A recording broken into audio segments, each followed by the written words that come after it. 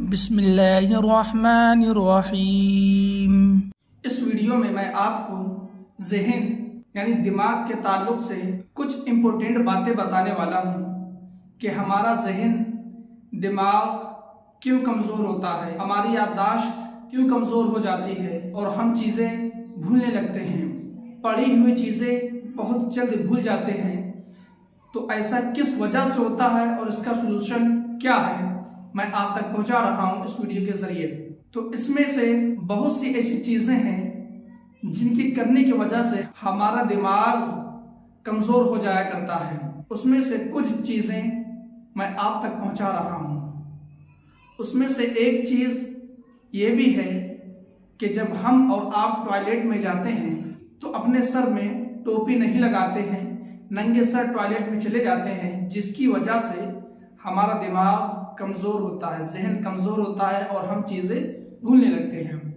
और टॉयलेट के अंदर दूसरी गलती ये करते हैं कि जब टॉयलेट में पहुंच जाते हैं तो टॉयलेट के अंदर से बात करते हैं, यानी कि कोई कॉल पे बात कर रहा है या कोई बाहर खड़ा है तो उससे बात कर रहे हैं।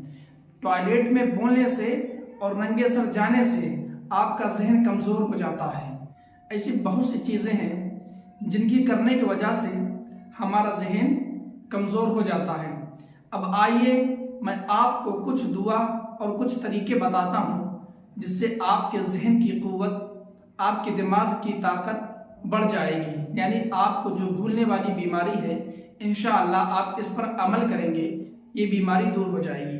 जैसा कि बच्चे आजकल पढ़ने में कमज़ोर हुआ करते हैं, भूल जाते हैं, तो उनके लिए कुछ दुआएं मैं आपके स्क्रीन पर भी दे दूंगा ताकि उसे आप याद कर सकें। एक दुआ है रब्बे ज़िदनी इल्मा, यह कुरान पाक के 19वें पारे में है। रब्बे ज़िदनी इल्मा पढ़ने से पहले आप 3 मरतबा दुरूद पाक पढ़ें और उसके बाद ये दुआ 3 मरतबा पढ़ें और लास्ट में भी 3 मरतबा दुरूद पाक पढ़ें और फिर बिस्मिल्लाह करके पढ़ना शुरू किया जाए।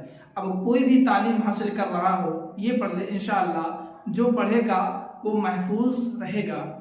और दूसरी दुआ ये है कि 16वें पारे में कुरान पाक में क़ाल रब्बि इश्रह ली सदरी व यस्सिर ली अमरी वहलुल उक़दतम मिन लिसानी यफ़क़हू क़ौली, ये कुरान पाक के 16वें पारे में आया है 12वें सफ़े में।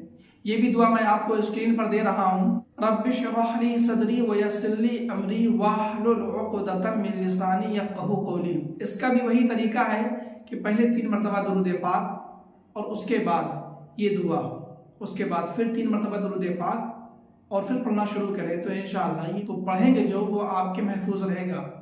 और जहन तेज करने का तरीका ये भी है, जब आप नमाज पढ़ें तो नमाज में लंबा सजदा करें। लंबे सजदे से मुराद नहीं कि आप लेट ही जाएं, ये मुराद नहीं है हमारी कि आप लेट जाएं। लंबे सजदे का मतलब ये होता है कि तस्बीह जो आप सुबहान रब्बियल आला 3 मरतबा पढ़ते हैं, आप जितनी ज्यादा पढ़ेंगे उतना ही आपका दिमाग तेज होगा। तो चाहिए कि नमाज में लंबी तस्बीह 3 की जगह आप 7 पढ़ें, 7 नहीं 11 पढ़ें, 13 पढ़ें, 15 पढ़ें, लेकिन ये याद रखें कि काउंटिंग जो होती है वो इसी तरीके से रहेगी।